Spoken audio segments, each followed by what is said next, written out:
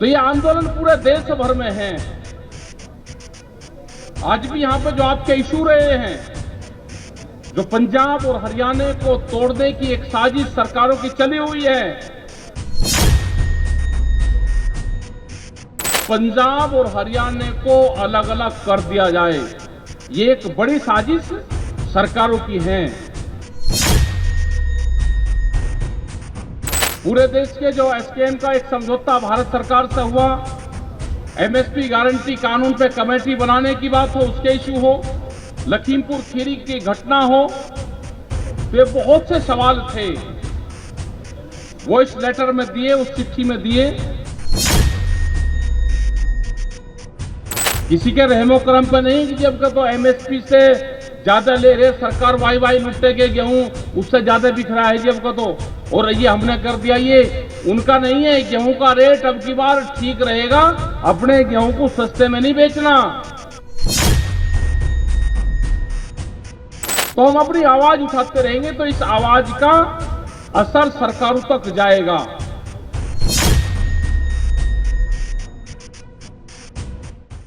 आदरणीय सम्मानित मंच, एक फतेह के साथ में शुरुआत करते हैं। वाहेगुरु जी का खालसा, वाहेगुरु जी की फतेह। आज यहां पे चंडीगढ़ में जो संयुक्त मोर्चा है, किसान संयुक्त मोर्चा, उसकी एक ये जो मीटिंग, जो ऐतिहासिक मीटिंग हुई, इसमें कुछ मुद्दे थे, कुछ इशू इसमें थे। सब लोग आए क्योंकि दिल्ली के बाद में अलग अलग विचारधारा सी आंदोलन में हुई थी। लोग कहते थे कि मोर्चा कमजोर हो गया। लोगों ने बहुत सी बात बताई। ना मोर्चा कमजोर है, ना देश का किसान कमजोर है। और ये आंदोलन ये नहीं कि ये चंडीगढ़, पंजाब और हरियाणा में चल रहे हैं। जिस दिन से दिल्ली से मोर्चे खत्म हुए, संयुक्त मोर्चे के लोग पूरे देश भर में जा रहे हैं। जो संयुक्त मोर्चे के लोगों को पता भी नहीं था कि जब मोर्चे की कॉल होती थी तो लोग आंदोलन करते थे, वो चाहे तमिलनाडु हो, कर्नाटक हो, वो झारखंड हो। अभी 2 दिन पहले भी हम एक आदिवासियों का आंदोलन था झारखंड के अंदर। वहां पे लाखों लोग जो आदिवासी हैं, जो 265 गांवों को हटाने की एक प्रक्रिया चल रही है। नेथाट एक जगह है और वो आंदोलन इसी तरह का आंदोलन है जैसे हम लोग बैठते थे। वे रात को भी जंगलों में लोग रहते थे, वही पेड़ के नीचे जंगलों में। जिस तरह से हमारे मूवमेंट दिल्ली के चारों तरफ रहे, ऐसे ही उनके आंदोलन चल रहे हैं। तो ये आंदोलन पूरे देश भर में है। आज भी यहां पे जो आपके इशू रहे हैं, जो पंजाब और हरियाणा को तोड़ने की एक साजिश सरकारों की चली हुई है, कि पानी के इशू पे, बांध के इशू पे, डैम के इशू पे पंजाब और हरियाणा को अलग अलग कर दिया जाए, ये एक बड़ी साजिश सरकारों की है। उनसे जो एक भाईचारा हमारा कामयाब हुआ है, उसको तोड़ने की एक साजिश है। जो हमारे इशू हैं, आज भी गवर्नर साहब को वो लेटर दिए, वो चाहे हरियाणा का गन्ने का इशू हो, पूरे देश के बिजली के इशू हो, पूरे देश के जो एसकेएम का एक समझौता भारत सरकार से हुआ, एमएसपी गारंटी कानून पे कमेटी बनाने की बात हो, उसके इशू हो, लखीमपुर खीरी की घटना हो, तो ये बहुत से सवाल थे, वो इस लेटर में दिए, उस चिट्ठी में दिए।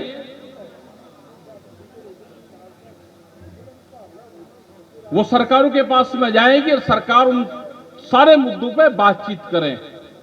हम स्टेट वाइज भी बात करेंगे, अलग अलग मुख्यमंत्री से वहां की जो समस्या होगी उस पर बातचीत करेंगे।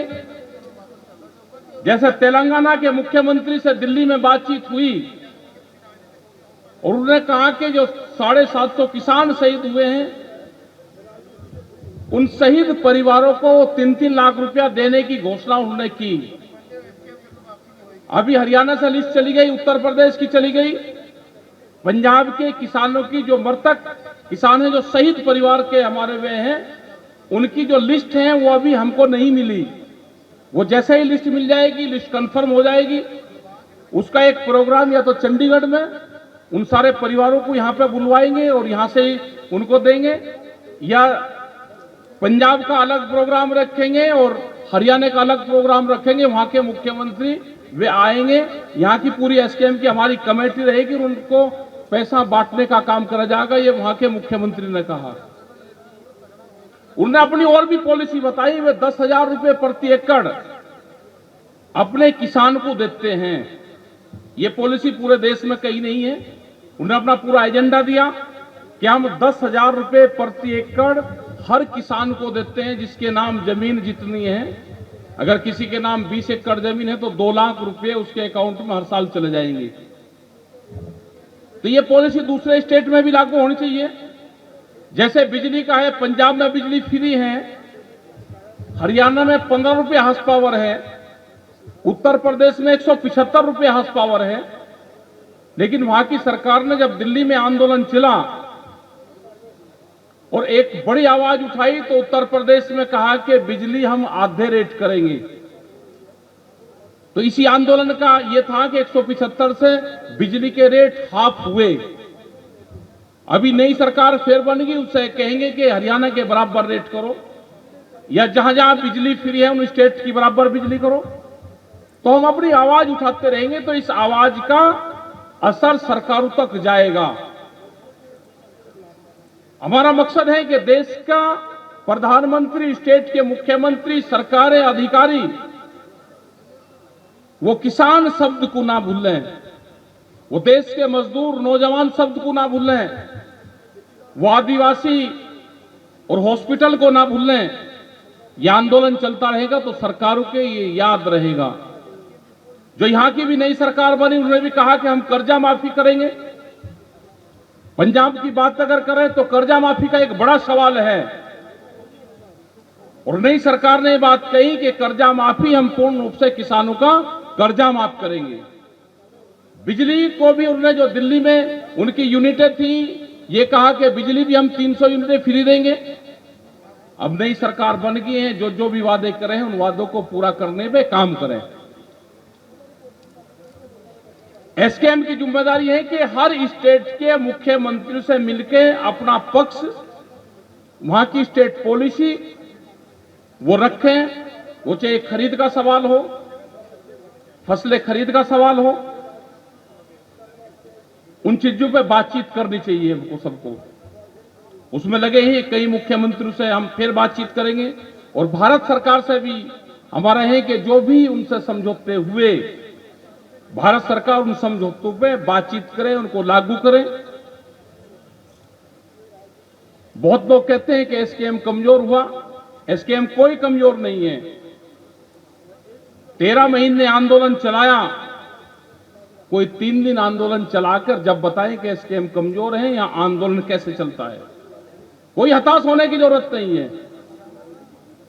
एसकेएम मजबूत था, है और रहेगा। ये देश के किसान की आवाज है, उनका ये संगठन है। हो सकता है कि कुछ लोग, उनकी विचारधारा अलग थी, वे यहां से गए, लेकिन हमने कहा कि बातचीत होनी चाहिए सबसे। बातचीत हो जाओ, किसको नफा नुकसान क्या हुआ उस पर एक बार बैठ के बहस हो जानी चाहिए कि कौन सा रास्ता ठीक है चलने के लिए। वो समाज के सामने आए और कौन सा रास्ता ठीक है उस पर फिर एकजुट होकर चलें। सभी जितने भी जत्थेबंदी के लोग आए, जो लीडर्स आए, उन सबका धन्यवाद। प्रेस के लोगों का धन्यवाद। जो यहाँ का पुलिस प्रशासन है, जो एडमिनिस्ट्रेशंस के जो लोग हैं, उनका धन्यवाद। और अब आने वाले टाइम पे 10 से 15 दिन बाद में, क्योंकि 15 तारीख के बाद में कटाई शुरू हो जाएगी, तो अपना फसलों का बेचने का भी काम करो। अब का ये नहीं रखना किसी के रहमो करम पे नहीं कि जब का तो एमएसपी से ज्यादा ले रहे, सरकार वाई वाई लुट्टे के गेहूं उससे ज्यादा बिक रहा है जब का तो, और ये हमने कर दिया। ये उनका नहीं है। गेहूं का रेट अब की बार ठीक रहेगा। अपने गेहूं को सस्ते में नहीं बेचना। इंटरनेशनल मार्केट में गेहूं जो कनक है उसकी क्राइसिस है, कमी है। आपका गेहूं सरकारों के रहमो करम पे तेज नहीं बिकेगा। वो पूरी दुनिया में गेहूं कम है इसलिए उसका भाव ठीक मिलेगा। सरकारें कोई ये कहने लगे जी हमने बिकवा दिया ना, सरसों का, इसका, कपास का, इसके भाव ठीक रहेंगे। कभी सस्ते में ही लुटवा दो, बाहर भी जाएगा, विदेश में भी गेहूं जाएगा, आपका ठीक रहेगा। अपना ध्यान रखना।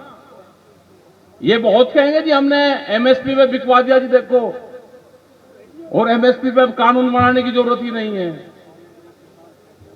तो ये है कि जो हमारे मसले हैं उनको तैयार रहें, अपने ट्रैक्टरों को तैयार रखो, कब कहां जरूरत पड़ जाए। क्योंकि ट्रैक्टर ये चमकाती जो चमचमाती सड़कें हैं ना, इन पर को भी चलना चाहिए। ट्रैक्टर चलता रहेगा तो सरकारों के दिमाग ठीक रहते हैं। जो ट्रैक्टर है ना, तो जिंदाबाद जिंदाबाद।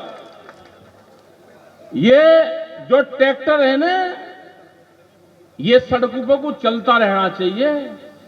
यही सरकार के दिमाग ठीक करता है, इसी से ही ताकत है हमारी। अगर ट्रैक्टर ना हो क्या हम मोर्चे तोड़ सकते हैं? जैसे हम बंजर खेत को पाड़ते हैं ऐसे इससे मोर्चे भी टूटते हैं।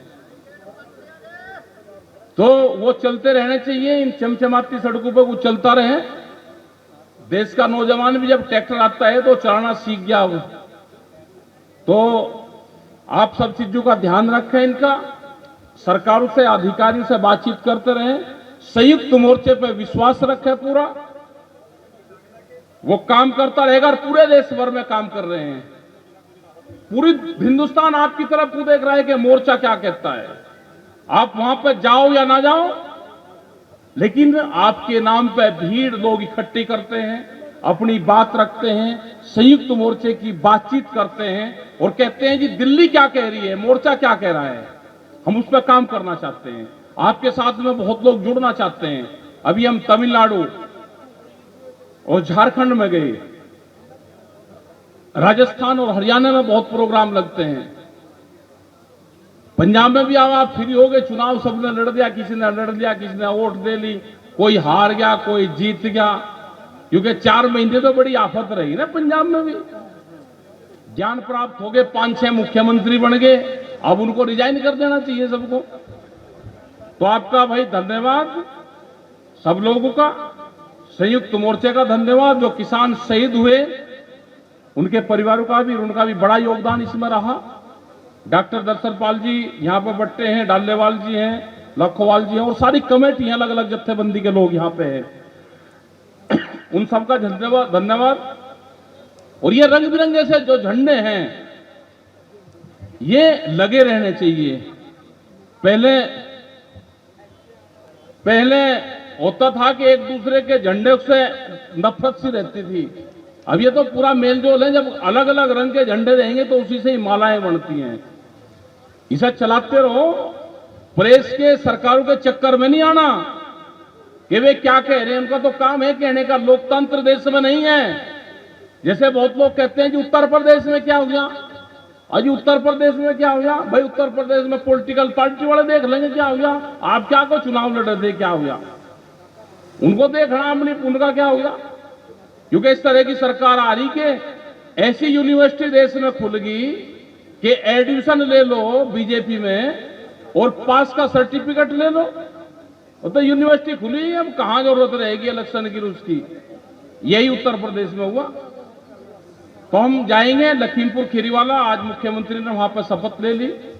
नौकरी की उनकी बातचीत होगी थी और करीब वहां पर उनके परिवारों को जो मुआवजा था करीब 1.5 करोड़ रुपया से ज्यादा है। कुछ लोगों का कहना है कि 2.5 करोड़ रुपया उनके परिवारों को मिला है। उनकी नौकरी की भी उनकी बात होगी, उनके परिवारों को, जो मृतक परिवार है उनको नौकरियां मिलेगी, ये भी वहां की सरकार से बातचीत होगी थी। अब नई सरकार का आज गठन हो जाएगा, गठन हो गया है, शपथ ले लेंगे तो उसके बारे में वहां पे फिर बातचीत वहां पे शुरू करेंगे। यहाँ के मुख्यमंत्री जो हैं, जो कमेटी यहाँ की है, यहाँ के मुख्यमंत्री से भी इन इशू पर बातचीत करें, हरियाणा वाले हरियाणा के मुख्यमंत्री से बात करें, तो सब मुख्यमंत्री से बातचीत करें। जो मुख्यमंत्री बात नहीं करेगा वो आंदोलन को झेल लेगा, ये भी ध्यान रखना। और नए इशू के साथ में हम आएंगे, फिर मीटिंग होगी, फिर बड़ा कट लगेगा, जहां जहां जरूरत होगी लोग आएंगे। आज गर्मी का भी मौसम आज है, और गर्मी सर्दी बरसात तो इस आंदोलन ने झेल ली है। तो आपका सबका धन्यवाद। जय हिंद, जय भारत, वाहेगुरु जी का खालसा, वाहेगुरु जी की फतेह। धन्यवाद।